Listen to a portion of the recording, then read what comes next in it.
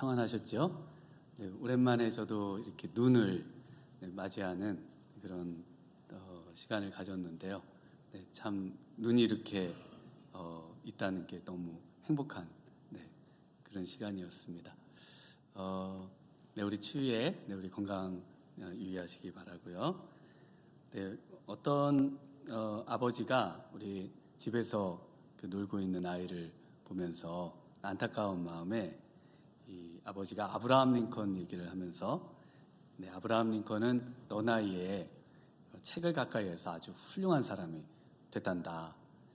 그러자 이 아이가 아브라함 링컨을 떠올리면서 아빠, 아브라함 링컨은 아빠 나이에 대통령이 됐는데요. 네, 이렇게 얘기를 했다고 합니다. 네, 우리 아이가 또 변하는 것을 바라기 전에 우리 자신이 먼저 변해야 되지 않을까 싶습니다. 우리 옆에 계신 분들에게 이렇게 한번 인사하겠습니다. 우리 새해는 아직 좀 있습니다만 새해에는 제가 먼저 변하겠습니다. 이렇게 한번 인사하시겠습니다. 네, 내게 능력 주시는 자 안에서 내가 모든 것을 할 수 있습니다. 나는 모든 것을 할 수 있습니다. 네, 지금 요즘 많은 분들이 자기 개발, 그래서 자기의 몸을 가꾸고 또 미래를 향해서 계속해서 자기를 가꾸어가는, 또 관리해가는 이런 유튜브나 이런 것들이 많이 소개되고 또 있습니다. 그런데 이 성경에서는 자기 개발을 어떻게 하라고 할까? 성경에서 말씀하시는 자기 개발의 그 가장 핵심이 되는 구절이 오늘 본문이라고 말씀드릴 수가 있겠습니다. 우리가 신앙 안에서 나를 관리하고 나를 가꾸어가고 나를 개발시키는 그런 일은 어떻게 하는 것일까? 이 부분을 같이 한번 보실 텐데요. 나는 내게 능력 주시는 자 안에서 내가 모든 것을 할 수 있습니다. 그래서 이걸 제가 또 인터넷에서 쭉 검색을 해보니까 아주 재밌는 사진이 하나 있었습니다. 그 사진이 다음과 같은 사진이었습니다. 그래서 저 사진이 왜 재미가 있었느냐? 저걸 누가 그렸을까요? 저걸 누가 그렸는가 하면은 AI가 그렸습니다. 네. 그래서 저 성경 구절을 주고 AI에게 그림을 그리도록 시켰더니 이제 그림을 그렸다는 거죠. 그래서 저 사람이 홍해를 가르듯이 물을 가르고, 그리고 저 끝에 누가 있어야 될까요? 하나님이, 우리 예수님께서 저 끝에 계시는, 오늘 말씀을 드리려고 하는 것에 그 모든 것이 참 저 그림 한 장에 또 담겨 있을 수도 있겠다, 이런 생각이 들어서 같이 한번 저 그림을 좀 보셨습니다. AI가 아주 똑똑한 것 같습니다. 네. 그래서 내게 능력 주시는 자 안에서 내가 모든 것을 할 수 있다. 이것은요, 나폴레옹이 말한 내 사전에는 불가능이 없다라고 말하는 것보다도 더 정말 우리에게 풍성한 삶의 지침이요, 또 우리 자신을 개발해 나갈 수 있는 어떤 근거의 말씀이요, 또 그 안에 방법까지 다 들어있는 아주 귀한 말씀이라고 말씀드릴 수가 있겠습니다. 먼저 이런 말을 하고 있는 사도 바울의 처지를 잠시 생각해 보시면요, 사도 바울이 이제 사역의 3차 선교 여행을 마치고 이제 마지막 로마에 가서 붙들려서 결국 감옥에 갇히는 신세가 됩니다. 그 감옥에 갇혀 있을 때 바로 이 빌립보서를 쓰거든요. 그래서 옥중서신이라고 불리는데요. 감옥에 갇혀 있는 사도 바울이 어떻게 해서 자신이 내게 능력 주시는 자 안에서 모든 것을 할 수 있다라고 고백할 수 있을까? 이것이 좀 굉장히 생소하고 낯선 느낌이 들었습니다. 인생을 정리하면서 오히려 내 인생의 모든 과정들을 이제 회고하고 회고록을 쓰시든지, 아니면 뭔가 잠언을 남기시면서 그동안 겪은 것에 대한 교훈을 남기시든지. 그런데 이 사도 바울은 아직 뭐가 끝난 것 같지 않은, 그래서 뭔가 자신에게 해야 할 일이 남겨져 있는 것이 아주 많은 사람 같은 그런 젊은이의 심정으로 지금 이 글을 쓰고 있다는 것이죠. 그래서 여기서 나는 모든 것을 할 수 있습니다. 이 모든 것을 할 수 있다. 이 할 수 있다라는 말이 성경에서 어떤 의미로 쓰이는가? 정말 모든 것을 할 수 있다면 감옥을 박차고 나오시든지, 아니면 모든 대적을 다 처벌을 하시든지, 뭔가 엄청난 우리가 생각하는 능력을 보여주시는 것이 아닌 다른 어떤 의미를 지금 이 본문이 담고 있다는 것입니다. 그래서 이 할 수 있다라는 것은요, 성경에서는 첫 번째로는 가치 있다, 쓸모가 있다, 이런 의미로 쓰입니다. 그래서 마태복음 5장 13절에 너희는 세상의 소금이니 소금이 만일 그 맛을 잃으면 무엇으로 짜게 하리요? 후에는 아무 쓸데없어 다만 밖에 버려져 사람에게 밟힐 뿐이니라. 그래서 쓸데없다, 쓸모없다, 쓸모나 득이 될 것이 없다. 이것의 이제 반대말이 됩니다. 그러니까 쓸모가 있고 득이 될 것이 있다는 겁니다. 사도 바울이 자신의 그런 삶을 돌아보면서 나는 아직 가치 있는 사람이다 라는 겁니다. 그런데 사도 바울은 감옥에 갇혀 있거든요. 사도 바울은 이제 노년으로 향해 가고 있고 이미 몸은 많은 어려움 속에 만신창이가 되어 있는 상태였지 않습니까? 그래서 정말 오늘날 우리의 어떤 기독교인들에게 사도 바울이 이 말씀을 우리에게 전해주시면서 우리에게 또 빌립보 교인들에게 동일하게 나는 이런 정말 주 안에서 내게 능력 주시는 자 안에서 나는 가치 있는 인생이다. 나는 아직도 가치 있는 사람이다. 라고 선포하고 있고 그것을 굉장히 자신 있게 말하고 있다는 겁니다. 여러분 정말 여러분 자신이 가치 있는 인생이라고 느끼고 계신가요? 만약에 여러분이 실직을 했어도, 여러분이 만약에 정말 노년에 이르렀어도, 또 여러분이 병상에 있다고 해도 여러분 정말 가치 있다고 느끼시나요? 정말 여러분의 모든 어떤 상황과 상관없이 사도 바울처럼 가치 있다고 여길 수 있다면은 정말 이 고백이 여러분 자신의 고백이 되는 것이죠. 그리고 사도 바울이 지금 할 수 있다라는 말은요, 능력이 있다, 강력하다 이런 뜻입니다. 그래서 야고보서 5장 16절에 그러므로 너희 죄를 서로 고백하며 병 낫기를 위하여 서로 기도하라. 의인의 간구는 역사하는 힘이 큼이니라. 그래서 이 역사하는 힘이 크다, 강력하다, 또 강하다 이런 뜻이 바로 이 할 수 있다라는 말의 진정한 의미가 되겠습니다. 그래서 어떤 모든 상황에서도 나는 강하다, 나는 강력하다, 힘이 있다라는 말입니다. 그래서 그 모든 상황이 어떤 상황이냐면요, 우리 12절을 한번 읽어보겠습니다. 12절 함께 읽습니다. 나는 비천에 처할 줄도 알고 풍부에 처할 줄도 알아. 모든 일, 곧 배부름과 배고픔과 풍부와 궁핍에도 처할 줄 아는 일체의 비결을 배웠노라. 네, 이 모든 일에 뭐가 들어갑니까? 비천, 풍부, 배부름, 배고픔, 궁핍, 이 모든 어떠한 상황에서도 나는 강력하고 또 힘이 있고 또 강한 그런 인생이다라고 사도 바울이 말하고 있습니다. 그러면서 이 빌립보 교인들에게 너희가 내 괴로움에 참여했으니까 잘했다. 왜냐하면 너희가 그 괴로움 속에서 정말 나와 같은 강함과 또 힘이 있음 이런 것들을 보여주기를 간절히 소망하는 마음으로 이 글을 쓰고 있다고 할 수가 있겠습니다.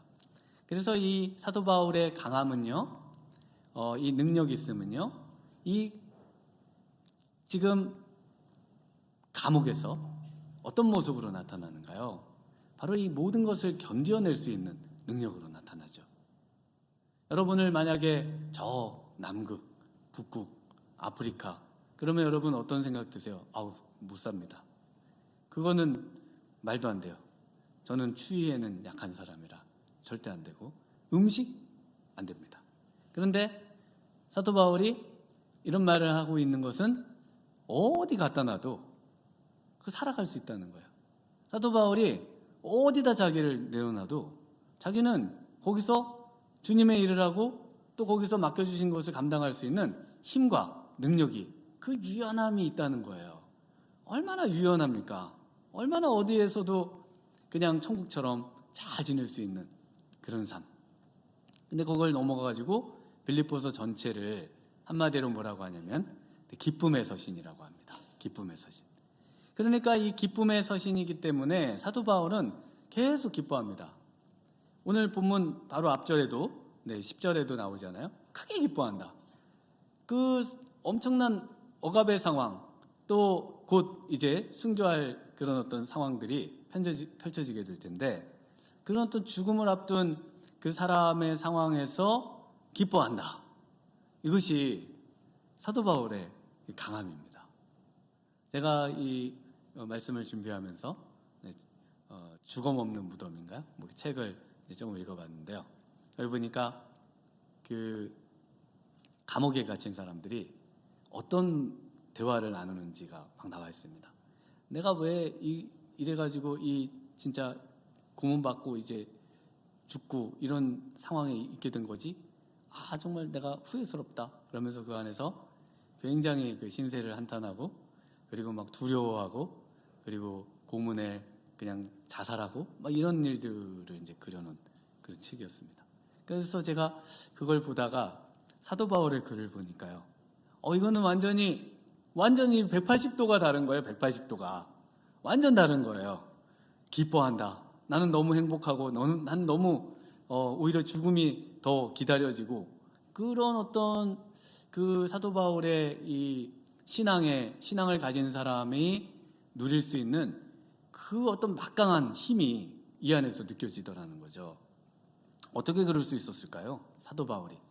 그래서 사도 바울이 철저하게 자기의 어떤 삶이 이렇게 되어질 고백할 수 있는 자기 개발의 그 내용을 소개하고 있습니다. 첫 번째는 뭔가요? 첫 번째는 일체의 비결을 배웠다는 겁니다. 자기는 일체의 비결을 배웠다는 거예요. 그래서 지금 읽으셨던 것처럼 우리 11절만 한번 읽어보겠습니다. 시작. 내가 궁핍함으로 말하는 것이 아니니라 어떠한 형편에든지 나는 자족하기를 배웠노니. 여기서 중요한 단어는요, 내가라는 단어입니다. 내가 배우는 겁니다. 우리 신앙은요, 이렇게 공동체로 있기는 합니다만은 또 한편으로는 각자의 신앙인 거예요. 그래서 교회가 아무리 신앙이 전체적으로 수준이 높아도 나는 수준이 안 높을 수 있어요. 또 목사가 아무리 성경 말씀을 잘 가르쳐 주고 또 함께 신앙생활을 수준 높게 해보자고 해도 나는 그것을 그대로 이해하고 받아들이기가 어려울 수 있습니다. 이게 신앙이죠. 신앙이란 그래서 편차가 아주 심한 것 아닙니까? 신앙은 굉장히 다 달라요. 그래서 사도 바울은 여기서 지금 1인칭 나를 강조하고 있습니다. 나는 어떠냐는 겁니다. 그래서 오늘 본문을 다시 한번 읽어드려보면요, 내가 궁핍함으로 내가 말하는 것이 아니니라 어떠한 형편에든지 나는 자족하기를 내가 배웠다, 이렇게 되어 있습니다. 그래서 내가 배웠다는 겁니다. 내가 배우는 게 중요하다는 거예요. 그 다음 절도 그렇습니다. 나는 비천에도 처할 줄도 알고 나는 풍부에도 처할 줄도 알아. 모든 일, 곧 배부름과 배고픔과 풍부와 궁핍에도 처할 줄 아는 일체의 비결을 나는 배웠다. 동사 안에 이미 주어가 있어요. 그런데도 나는이란 말을 따로 떼서 아주 강조를 하고 있습니다. 그래서 이 배우는 것, 가르침을 받는 것, 이것이 신앙생활에서는 가장 중요한 겁니다. 그래서 일체의 비결을 배우는 데까지 신앙생활은 배움의 연속입니다. 그래서 배움으로 나오라고 초청하고 있는 겁니다. 우리 예수님도 수고하고 무거운 모든 짐진 자들에게 오라고 하시면서 뭐라고 하십니까? 내가 너희를 쉬게 하리라. 나는 마음이 온유하고 겸손하니 나의 멍에를 메고 내게 배우라. 내게 배우라고 분명히 약속하고 계십니다. 여러분, 예수님께 배우고 계신가요? 정말 신앙생활 속에서 예수님께 배움이 있으신가요? 아니면 예수님께로부터의 배움이 없는 그런 어떤 신앙생활은 아닌지를 좀 생각해 봐야 된다는 겁니다. 그래서 내게 배우라 이렇게 말씀하시면서 그리하면 너희 마음이 쉼을 얻으리니, 그래서 진정한 안식과 세상이 줄 수 없는 진정한 행복과 세상이 줄 수 없는 진정한 평안과 그리고 그 수많은 만족감이 바로 이 신앙생활을 통해서 우리에게 주어지는 겁니다. 그것이 예수님께 배울 때, 이 배움의 길로 나아갈 때 가능하다는 겁니다. 그래서 우리가 우리 자녀들에게 계속 배움을 강조하지 않습니까? 왜 배움을 강조하죠? 그 전문적인 지식을 통해서 정말 사람들 중에 그런 전문 지식을 통해서 그곳에서, 그 분야에서 두각을 나타내고 또 그곳에서 많은 사람을 이롭게 하는 여러 가지 좋은 것들을 이제 발견하고 또 개발하도록 그렇게 하는 것 아닙니까? 신앙생활도 마찬가지입니다. 신앙생활도 그 어떤 그 사도 바울의 수준에까지로 가는 일체의 비결, 그 비결까지 배움으로 나아가야 된다는 겁니다. 배움으로 나아가셔야 돼요. 어떠한 형태로든 정말 예수님께 배움을 가지고 배우기 위해서 애쓰면서 그곳에 몰두하면서 나아가려고 하는 그 태도가 바로 이 사도 바울의 지금 이 감옥에서의 모습이라는 것이죠. 네, 그럼 뭘 배우라고 하실까요? 네, 읽으셨던 11절 말씀에 자족하기를 배워야 한다라고 말하고 있습니다. 그래서 여기서 이 일체의 비결, 12절에는 일체의 비결로 나와 있고요. 11절에는 자족하기를 배워야 한다 이렇게 말하고 있습니다. 그래서 이 자족함을 배운다는 것이 굉장히 중요한 건데요. 우리가 가지고 있는 것에 만족하고 또 우리의 어떤 상황에 자족하고 또 이런 그런 의미로 기본적으로 생각을 하실 겁니다. 그런데 이 자족이라는 말에 그 말을 이렇게 좀 분해를 해보면요, 여기에는 자기 스스로라는 말이 들어 있습니다. 그래서 아까 나를 강조하는 사도 바울의 이 내가 배워야 된다, 내가 해야 된다, 내가 힘써야 된다라는 예수님과의 나의 관계가 무엇보다 중요한데요. 거기에 스스로, 그 다음에 어떤 동사가 추가된 단어인가 하면은 추방하다, 방어하다, 저항하다, 견고히 하다라는 그 단어가 추가돼서 합성된 말이 이제 자족하다라는 말입니다.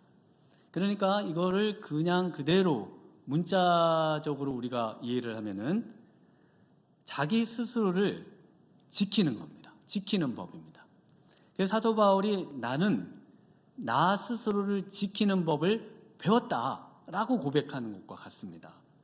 나 스스로를 지키는데 내게 있어서 내 안에 나를 망가지게 하는 모든 것은 추방하고요. 다 버리는 거죠. 그래서 여러분 스스로 생각해 볼 때 이것은 나한테 좀 건강에 안 좋은데? 그러면 버릴 수 있으시죠? 버릴 수 있으시잖아요. 그래서 술도 끊고 담배도 끊고 하실 수 있는 이유는 이건 건강에 안 좋잖아요.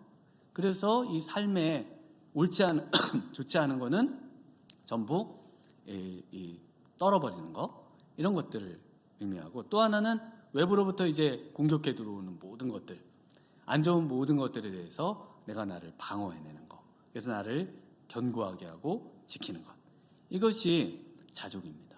그래서 이렇게 나를 완벽하게 지킨 상태에서는 어떤 상태가 되든지 어떤 환경에 가 있든지 문제될 게 없는 상태가 되죠. 그러니까 만족스럽고 행복하고 나를 건드릴 그 어떤 것도 없는 완전한 견고한 성을 쌓고 산성을 쌓고 거기서 그 모든 것을 누려내는 그 어떤 신앙의 그 완벽한 모습, 이것이 자족이라는 단어 안에 들어있다는 겁니다. 그러면 우리가 궁핍에도 처할 줄 알고 부한데도, 부하면 사실 뭐 부족한 게 없기 때문에 나를 다 지킬 수 있는 것이 아닌가, 이렇게 또 생각을 하실 수 있는 분이 있습니다. 그런데 그 알퐁스 도데의 단편집에 보면은 고세의 신부 이야기가 있습니다. 혹시 읽으신 분도 있으실 수 있겠습니다. 그런데 이 고세의 신부 이야기에 보면은 정말 이 자기를 지키는 것이 어떤 것인지 아주 잘 나와 있어요. 이 신부가 이제 프랑스의 이제 그 아주 허름한 가난한 그 수도원에서 이제 소를 키우는 이제 초임 그 수도사 일을 합니다. 근데 이 수도원은 너무 가난해요. 그래서 막 다 그 건물도, 수도원 건물도 보수를 못해서 막 쓰러져 가고, 그리고 그 수도사들이 식사하는 것도 보통 한 2끼는 드셔야 되는데 1끼밖에 못 드시고, 그것도 막 아주 그 생활만 간신히 유지하는 그런 삶을 삽니다. 그냥 너무 안타깝죠. 그래서 이 고세 신부가 이 수도원에 들어오기 전에 자신이 익혔던 기술이 있습니다. 그게 뭐냐면은 아주 좋은 술을 빚는 기술이에요. 그래서 수도원장에게 이제 찾아가서 말을 합니다. 제가 속세에 있을 때 아주 그 전통적으로 프랑스에 내려오는 그 술을 빚는 그런 기술을 배웠습니다. 가지고 있습니다. 그래서 이 수도원을 위해서 이 기술을 좀 사용하면 어떨까 해서 여쭤봅니다. 그랬더니 수도원장님이 그러면은 그 기술을 사용해서 한번 이거를 시도를 우리가 한번 해보자. 그래서 이분이 이제 열심히 연구해서 그 전에 익혔던 그 술을 빚어냅니다. 그리고 그것을 상품에 담아가지고 이제 판매를 해요. 그랬더니 정말 이 전국의 전역에 정말 물량이 떨어질 정도로 엄청나게 잘 팔리는 거예요. 그래서 이 수도원이 갑자기 완전히 막 엄청나게 깨끗한 건물이 되고 풍족한 삶이 되고 그리고 정말 이제 부유로운 그런 수도원이 됐습니다. 그런데 고세 신부는요? 고세 신부는 이 술을 만들려면요, 이 술을 시음을 해야 돼요. 그래서 이 술을 시음을 하니까 항상 어떻게 될까요? 술에 항상 취해가지고. 그래서 예배를 왔는데도 술에 취해 계셔서 헛소리를 하시고, 또 기도회를 해도 술에 취해서 정말 이 불경스러운 말을 하시고, 이런 상태가 됩니다. 그래서 이분이 너무 이제 괴로운 거예요. 그래서 수도원장님께 이렇게 말을 합니다. 제가 이제 이 술 만드는 일을 그만하고 원래 소 키우던 그 일을 하고 싶습니다. 그러자 이 수도원장님이 아니라고, 우리 고세 신부님은 저곳에서 예배에 참석하기도 어렵고 그곳에 그냥 계셔 술을 만드시고, 우리 고세 신부님에 위해서 열심히 기도하겠다. 그래서 그 예배 또 모임 때마다 이 고세 신부님을 위해서 열심히 기도를 해준다는 그런 안타까운 이야기가 바로 이 알퐁스 도데 소개가 되고 있습니다.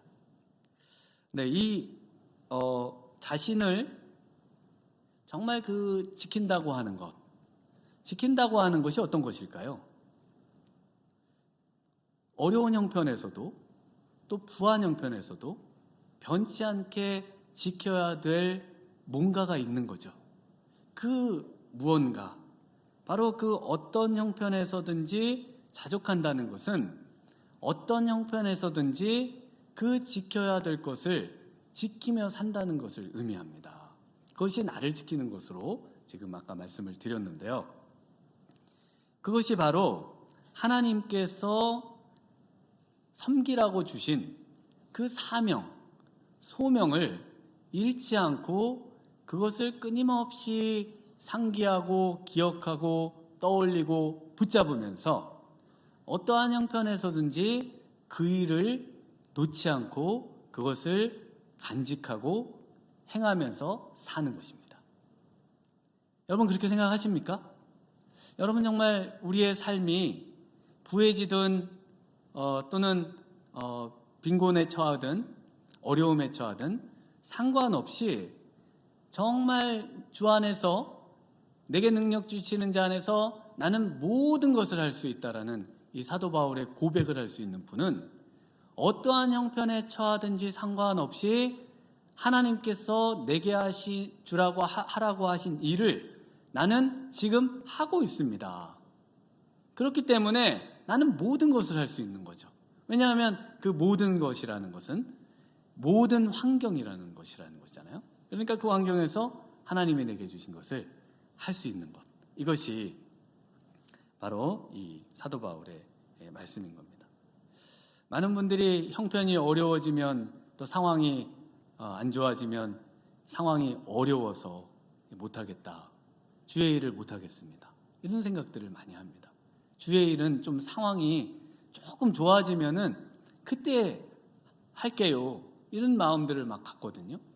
또 어떤 분은 상황이 좋아졌어요. 그리고 굉장히 막 사업이 번창합니다. 그런데 왜 못할까요? 바빠서 못해요. 사업이 이제 너무 번창해서 바빠서 조금 이게 안정이 되면은 하겠습니다. 그래서 이래도 못하고요, 저래도 못하고요. 주의 일은 주님께서 우리에게 주신 사명은 어디가 있는지 찾아볼 길이 없어요. 많은 분들에게 전도를 하면요, 또는 교회에 오시라고 이야기를 하면은 대부분 어떤 이야기를 하시냐면은 로또를 맞으면은 교회에 가겠습니다. 로또가 그게 하나님보다 큰 것 같아요. 로또가. 그래서 이 로또를 맞으면은 뭐 빚도 갚아주. 목사님도 제가 뭐 돈을 드리고 뭐 그런 얘기를 하는데 그럼 괜찮고 교회에 오셔서 그래서 로또가 언제 맞는가요? 도대체 언제 맞는 거예요? 로또는. 로또에 그 희망을 두고 거기에 모든 것을 맞춰놓고 그렇게 인생을 사시는 분들도 너무 많습니다. 왜냐하면 삶의 목표와 방향과 이 모든 것이 상실된 채로 살아가는 시대 가운데 있는 것이죠. 나에게 주신 소명, 정말 나에게 주신 하나님이 원하시는 일, 그걸 찾아내셔야 됩니다. 그걸 찾기 위해서 교회에 오시는 거예요. 나를 이 땅에 보내신 하나님이 정말 나에게는 어떤 삶을 살라고 이 땅에 나를 보내셨을까? 나에게는 왜 이런 달란트를 주셔서 이런 정말 다른 사람들과는 다른 이런 일들을 할 수 있게 하셨을까?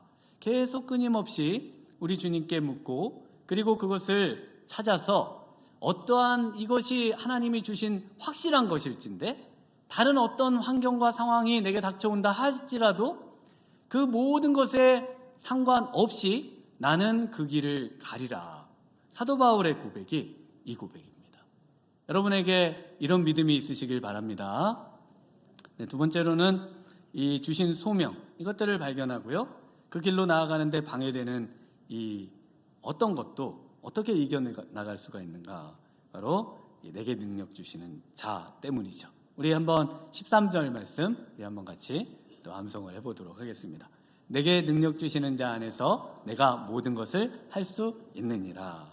그래서 이 내게 능력 주시는 자 안에서, 그래서 이 빌립보서에서는 전부 이 예수님 안에서, 내게 능력 주시는 자 안에서라는 표현이 14번이 나오고 있습니다. 전부 예수님이에요. 그래서 이 내게 능력 주시는 자 안에서도 바로 예수님 안에서, 예수님 때문에 라는 말입니다. 이것이 신앙 고백입니다. 예수님 때문에, 하나님 때문에 어떤 상황에서도 나는 하나님의 형상으로, 하나님의 자녀로 가치가 있습니다. 또 어떤 형편과 상황에서도 나는 우리 예수님 때문에 감당할 수 있습니다. 이 모든 것을 이겨낼 수 있습니다. 이 상황에서 기뻐할 수 있습니다. 라고 말할 수 있다는 것이죠. 그래서 누가 나의 이 상황 속에서 힘을 주시고 또 능력을 주시고 또 이 일을 할 수 있게 하시는가요? 바로 예수님이시죠. 그래서 빌립보서 1장 6절에 이렇게 말씀하십니다. 너희 안에서 착한 일을 시작하신 이가 그리스도 예수의 날까지 이루실 줄을 우리는 확신하노라. 이것이 구원의 확신입니다. 여러분이 구원받았다는 확신을 어디서 얻을 수가 있죠? 오늘 내가 예배에 나온 것, 또 내가 헌금 생활을 하는 것, 또는 내가 주일을 감당하는 것, 이것이 우리의 구원의 근거가 되지 않습니다. 구원의 근거는요, 내게 구원을 주시기로 하신 분이 끝까지 나에게 구원을 주실 것을 확신하는 겁니다. 이것이 구원의 확신이에요. 그래서 우리가 나이 들어서 혹시 이렇게 좀 이제 정신이 오락가락해서 나는 예수님 안 믿어요, 이렇게 만약에 말을 한다고 해도 여러분이 구원을 받습니까? 안 받습니까? 받습니다. 여러분, 그 확신을 가지셔야 돼요. 내가 어떤 형편에서, 어떤 환경에서 설령 내가 정신이 오락가락해서 예수님을 안 믿습니다 라고 한다고 해서 구원을 안 받는 게 아니에요. 그러면 베드로는요, 베드로 예수님을 3번이나 부인하고 마지막엔 저주하고 부인하고, 야, 부인했네? 그러면 많은 사람 앞에서 내 이름을 부인하는 자는 나도 부인할 건데 너 부인할 거야, 예수님이 그러셨던가요? 아니죠. 구원은 철저하게 예수님께 있는 것입니다. 철저하게 예수님의 손 안에 있는 거예요. 그래서 예수님이 우리에게 한번 구원을 주시기로 하셨으면 끝까지 우리가 어떤 형편과 상황에 있든지 구원을 주시는 겁니다. 이것을 믿으시는 것이 바로 믿음입니다. 그리고 오늘 사도 바울은 여기서 확장해서 바로 내게 어떤 일을 하시죠? 착한 일을 시작하신 분이 그리스도 예수의 날까지 확실히 이루실 줄을 확신한다는 겁니다. 나에게서 일을 이루기 시작하신 그 일이, 하나님이 내가 복음 사역을 지금 하고 있는데 감옥에 갇혔어요. 못하잖아요. 그러면 이게 안 되나요? 근데 빌립보서 읽어보시면 내가 감옥에 갇힌 것 때문에 사람들이 더 열심히 복음을 전하고, 어떤 사람은 시기해서 복음을 전하는데, 이랬든 저랬든 나에게 시작하신 일이 계속해서 이루어지고 있는 것을 보니까 나는 너무 기쁘다. 하나님의 일은 반드시 완성이 되는 겁니다. 그런데 누구를 통해서요? 사도 바울을 통해서 완성되고, 빌립보 교인을 통해서 완성되고, 또 오늘 저와 여러분을 통해서 이 일을 이루어 가신다는 것이죠. 근데 하나님이 이 일을 이루어 가시는데, 예수님이 이 일을 이루어 가시는 데는 약간의 단계가 좀 있긴 합니다. 첫 번째 단계는 예수님께서 먼저 우리에게 신앙 안에서, 믿음 안에서 소망을 주십니다. 꿈꾸게 하셔요. 꿈을 꾸게 하십니다. 그래서 그 꿈을 이루는 방식으로 하나님의 일이 이루어지도록 하십니다. 윌리엄 윌버포스에게는 노예제도를 폐지하는 것을 꿈꾸는 방식으로, 또 아브라함 링컨은 노예제를 하는 그 인종차별을 해결하는 그런 것을 해결하는 방식으로, 이렇게 하나님께서는 각 시대마다 우리에게 꿈을 꾸게 하시면서 그 일을 이루어 가십니다. 여러분은 어떤 꿈이 있으신가요? 정말 하나님께서 어떤 비전과 꿈과 소원을 주셨던가요? 그래서 사도 바울이 이렇게 말씀하셔요. 빌립보서에서 2장 13절인데요. 너희 안에서 행하시는 이는 하나님이시니 자기의 기쁘신 뜻을 위하여 너희에게 소원을 두고 행하게 하시나니. 그래서 하나님은 하나님의 기쁘신 뜻을 믿음의 사람들에게, 믿지 않는 사람은 아니에요, 믿음의 사람들에게 소원을 주시고 꿈을 꾸게 하시고, 내가 주님 믿으면서 인생을 사는 동안 이런 일을 좀 하면 좋겠다. 근데 이게 가능할까? 이게 좀 불가능할 수도 있지 않을까? 그러면서 이 꿈을 계속 간직하고 꾸어가게 하나님이 하시더라는 겁니다. 그래서 하나님이 소원을 주셔요. 비전은 하나님이 주시는 겁니다. 하나님께 받는 게 비전이지 내가 만들어내는 게 아니에요. 내가 그걸 그려내는 게 아닙니다. 비전은 하나님한테 받는 거예요. 그래서 우리 예수님도 비전이 있었고요, 구약의 성도들도 비전이 있었는데요, 그 말씀을, 소원이 있었는데 그 구절을 한번 읽어드려 보겠습니다. 히브리서 5장 7절에 그는 육체에 계실 때에 자기를 죽음에서 능히 구원하실 이에게 심한 통곡과 눈물로 간구와 소원을 올렸고 그의 경건하심으로 말미암아 들으심을 얻었느니라. 우리 예수님도 소원이 있었다는 거예요. 소원을 올려드렸다는 겁니다. 시편에서도요. 시편 10편 17절에 여호와여 주는 겸손한 자의 소원을 들으셨사오니 그들의 마음을 준비하시며 귀를 기울여 들으시고. 하나님께 그래서 소원을 가진 자는, 하나님께 꿈을 받는 자는 항상 기도하는 자인 겁니다. 왜냐하면 하나님이 그것을 꿈꾸게 하시고 하나님이 그것을 소원으로 주셨기 때문에 왜 하나님이 이런 마음이 자꾸 들게 할까요? 하나님 왜 이런 꿈을 자꾸 꾸게 하시는가요? 하면서 하나님께 기도하게 된다는 겁니다. 우리 예수님도 완전한 인간이셨지 않습니까? 그래서 이 소원을 가지고 기도하셨다, 이렇게 말씀하고 계십니다. 뭐라고 말씀하셨냐면 금방 읽어드린 구절에 다시 한번 읊어드려보면 예수님은 심한 통곡과 눈물과 간구로 소원을 올려드리셨다. 우리 예수님은 너무나 이 소원, 하나님께서 나를 통해서 인류의 어떤 정점에, 역사의 어떤 클라이막스로 정말 이 십자가에 달려 죽는 이 어떤 완전함을 이루는 이 소원을 정말 제가 어떻게 이룰 수 있습니까? 저는 너무 두렵습니다. 그런데 그 소원을 이루실 수 있도록 심한 통곡과 눈물과 간구의 기도를 통해서 하나님께 이 소원을 올려드렸다는 것입니다. 여러분 안에 정말 하나님으로부터 받은 소원이 있습니까? 그러면 하나님께서 기도하게 하실 줄 믿습니다.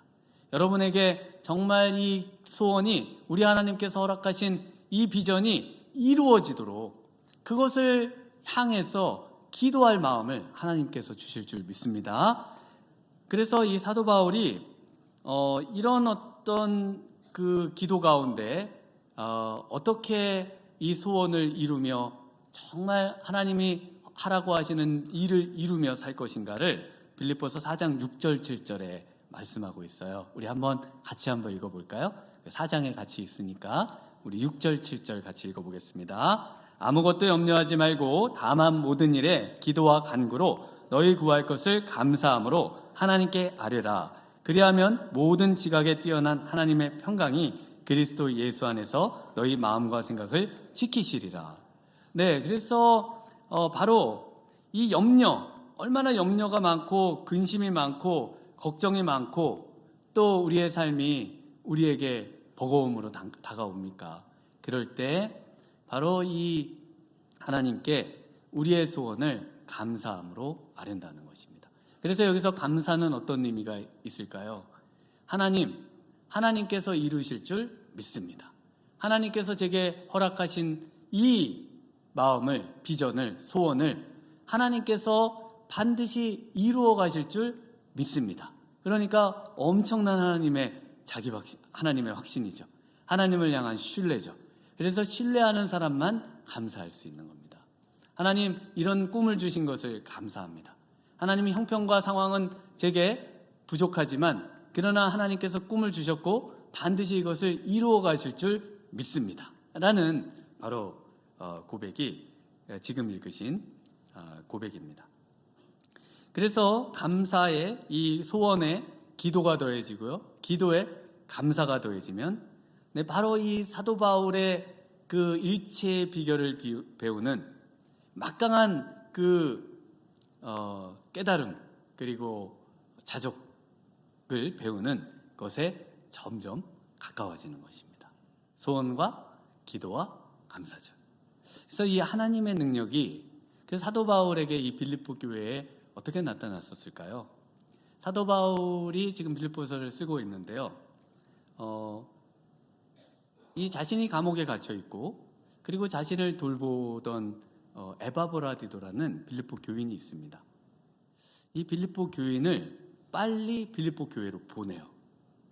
그런데 이 빌립보 교인이었던 에바브라디도는 병들어서 죽게 된 상황에 있었습니다.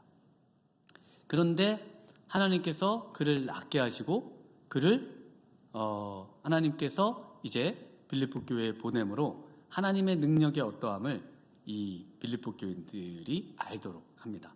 그 구절이 빌립보서 2장 27절에 있는데요. 제가 읽어드려보면 이렇습니다. 그가 병들어 죽게 되었으나 에바브라디도입니다. 하나님이 그를 긍휼히 여기셨고 그뿐 아니라 또 나를 긍휼히 여기사 내 근심 위에 근심을 면하게 하셨느니라. 죽음에서 생명으로, 그래서 다 죽어가던 에바브라디도가 다시 생명을 얻고 살아난 이 사실을 이 빌립보 교인들이 보고, 야, 정말 하나님은 능력의 하나님이시구나. 그리고 사도 바울이 고백하고 있는 이 고백, 내게 능력 주시는 자 안에서 나는 모든 것을 할 수 있습니다 라는 고백이 정말 사도 바울의 고백만이 아니라 우리의 고백도 되어야 되겠구나 라는 도전을 받도록 바로 이 죽어가던 에바브라디도를 살리신 하나님의 능력을 소개하고 있습니다. 그래서 그 당시에 이 에바브라디도 정말 그 공동체를 떠나서 사도 바울의 사역을 정말 힘있게 감당하고, 또 빌립보 교회의 부족함을 에바브라디도가 섬겼어요. 빌립보 교회 교인은 사도 바울에게 아주 많은 관심이 있었던 것 같지는 않습니다. 그래서 사도 바울이 이 에바브라디도가 죽으면 안 되는 거예요. 왜죠? 그렇게 주의 일을 열심히 한다고 그렇게 다니더니 결국 병들어서 죽었다네, 에바브라디도가. 역시 하나님은 그냥 적당히 섬겨야지 열심히 섬기면 안 돼, 이런 마음을 갖지 않겠어요? 그러니까 사도 바울이 얼마나 근심이 되겠습니까? 얼마나 걱정이 되겠어요? 정말 이 하나님의 이름에 하나님의 명예가 달린 에바브라디도 하나님 정말 살려주셔가지고, 하나님 정말 빌립보 교회에 가서 하나님의 살아계심을 좀 증거하고, 정말 이 빌립보 교회인들이 깨어서 주의 일을 정말 열심히 하면 하나님이 우리를 지키시고, 하나님이 정말 능력 주시고, 하나님이 강력하게 역사하시고 죽음 가운데서 살리시는 에바브라디도를 봐라, 이렇게 말할 수 있게 해주세요. 이렇게 사도 바울이 에바브라디도의 이 살아남을 보고 굉장히 감사하고 있습니다. 여러분, 하나님은 능력이 있으신 분이신 줄 믿으십니까? 하나님은 능력이 있으세요. 하나님의 능치 못하심이 없는 분이십니다. 그 능력이 사도 바울의 기도를 통해, 사도 바울을 통해 감옥에 갇혀 있으나 그러나 역사하신 하나님으로 말미암아 사도 바울은 내게 능력 주시는 자 안에서 나는 모든 것을 할 수 있습니다 라고 고백할 수 있는 것이죠. 사도 바울은요, 그래서요, 세 번째로 보면은 예수님과 그냥 하나가 되어 있는 삶입니다. 그래서 예수님을 완벽하게 본받아서 그 본이 그대로 예수님과 같은 그런 모습의 삶이에요. 그래서 사도 바울이 빌립보 교인들에게 뭐라고 얘기하는가 하면요, 빌립보서 3장 17절에 형제들아 너희는 함께 나를 본받으라. 인간이 자신을 본받으라고 할 수 있는 사람이 얼마나 될까요? 나를 본받아라. 우리 대부분 그렇잖아요. 나를 본받지 말고 아브라함 링컨, 그런 사람을 본받아라. 나를 본받지 말고 그 위인전. 그래서 위인전집, 우리 아이들 제일 먼저 위인전집부터 사주시지 않으세요? 엄마 아빠 본받지 말고 바로 이 훌륭한 사람들을 본받아야 된다. 근데 사도 바울은 나를 본받아라 이렇게 말하거든요. 어떻게 이렇게 말할 수 있을까요? 왜냐하면 사도 바울이 완벽하게 거의 지금 이 노년에 이제 주님께 갈 날이 얼마 남지 않은 사도 바울이 거의 예수님을 닮았기 때문에 그렇습니다. 큰 바위 얼굴처럼 그냥 완벽하게 예수님을 닮아가는 모습이었어요. 얼마나 닮았냐 한번 보면요, 빌립보서 1장 8절에 내가 예수 그리스도의 심장으로 너희 무리를 얼마나 사모하는지 하나님이 내 증인이시니라. 그리스도의 심장 나오는데요, 원문에는 이것이 그리스도의 장기들입니다. 그리스도의 오장육부를 의미해요. 복수형으로 되어 있는데 그리스도의 심장, 폐, 간 할 것 없이 모든 속이 전부 그리스도의 것으로 바뀌어 있다는 겁니다. 그리스도의 심장이 그리스도가 너희를 사랑하는 것처럼 나는 너희를 사랑한다는 것이 핵심이죠. 그러니까 어떻게 예수님이 빌립보 교인을 사랑하는 것처럼 바울이 빌립보 교인을 사랑할 수 있냐고요. 바울이 예수님처럼 변화됐기 때문에 그렇다는 겁니다. 그래서 우리는 누구처럼 변화되어야 되느냐? 바로 예수님처럼 변화되어야 된다는 것입니다. 그래서 1장 21절에는 이런 말씀도 해요. 내게 사는 것이 그리스도니 죽는 것도 유익합니다. 내가 사는 것이, 여러분이 사는 것이 여러분 자신입니까? 아니면 다른 사람입니까? 여러분 자신이죠.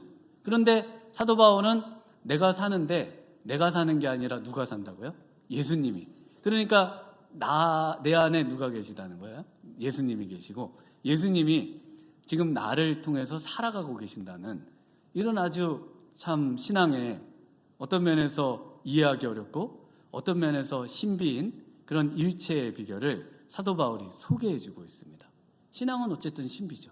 우리가 성찬식을 하거나 할 때 그 예수님의 살과 떡을 먹음으로 예수님과 우리가 하나임을 고백하는 그런 영적 신비가 우리 안에 있는 것 아니겠습니까?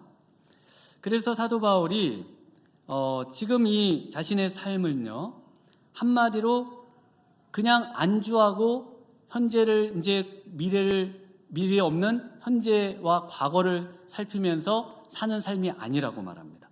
빌립보서 3장 14절에 표대를 향하여 그리스도 예수 안에서 하나님이 위에서 부르신 부름의 상을 위하여 달려가노라. 어떤 삶이요? 달려가는 삶입니다. 뜀박질하는 삶이에요. 이 감옥에 갇혀 있고 노년의 삶에 뜀박질하고 달려가는 삶을 산다고 말을 하고 있어요. 멈추지 않아요. 어디까지 달려가느냐? 바로 하늘에까지 달려가는 겁니다. 왜냐하면 우리의 시민권이 하늘에 있기 때문이죠. 하나님께서 하늘에서 우리를 기다리고 계시기 때문이죠. 세상의 자기 개발의 끝은 어디예요? 우리의 사망까지 아닙니까? 그래서 모든 자기개발서를 보면 메멘토 모리, 그래서 너의 죽음을 기억해라. 그 죽음에 초점이 맞춰져서 그리고는 인생을 이제 살도록 그렇게 하는 것이 대부분 자기개발서의 모습들인데 성경은요? 또 오늘 사도 바울의 이 신앙의 자기개발서는요? 하늘에 정말 스케일이 다르지 않아요? 여러분 정말 너무나 엄청나지 않습니까? 눈에 보이는 세상이 아닌 영원한 어떤 삶과 세상을 꿈꾸고 그곳을 마음에 품고 그곳을 향해 달려가니까 이 세상은 그냥 지나가는 관문인 것이죠. 이 세상이 끝이 아닌 것이에요. 그래서 사도 바울처럼 우리도 달려간다고 고백해야 된다는 것입니다. 네, 일본의 한 예술품을 수집하는 수집가가 있는데요. 이분이 이제 어릴 때 데뷔한 지 얼마 안 돼서 수집을 할 때 이 작품, 이 예술품을 사야 될까 말아야 될까, 그림 같은 것도 있고, 도자기도 있고, 있지 않겠어요?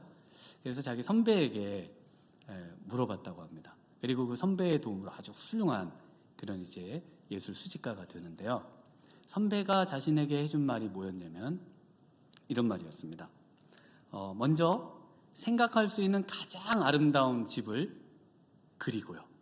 거기에 이제 꿈을 꾼 다음에 그 다음에 그곳에 생각할 수 있는 가장 아름다운 것을 갖다가 놓는 겁니다. 그 본인이 생각할 때 가장 아름다운 예술 작품들을 놓겠죠. 그 다음에 지금 구입할까 말까 고민하는 그 작품을 거기다가 갖다가 놔보라는 겁니다. 그랬을 때 어울리면 사도 되고 어울리지 않으면 사면 안 된다는 겁니다. 그리고 그 원칙으로 이분이 정말 훌륭한 예술품 수집가가 됐다고 합니다. 여러분 정말 여러분의 삶이 우리에게 허락하신 그 아름다운 천국, 영원한 천국, 그 정말 꿈에 그릴 수도 없는 그 멋진 천국에 정말 우리의 삶이 아름다운 그런 삶으로 드려지기를 원합니다. 오늘 이 아침 정말 우리의 남은 생애가 내게 능력 주시는 자 안에서 내가 모든 것을 할 수 있다고 고백하는 복된 인생 되시기를 주님의 이름으로 축원합니다. 우리 이 시간 함께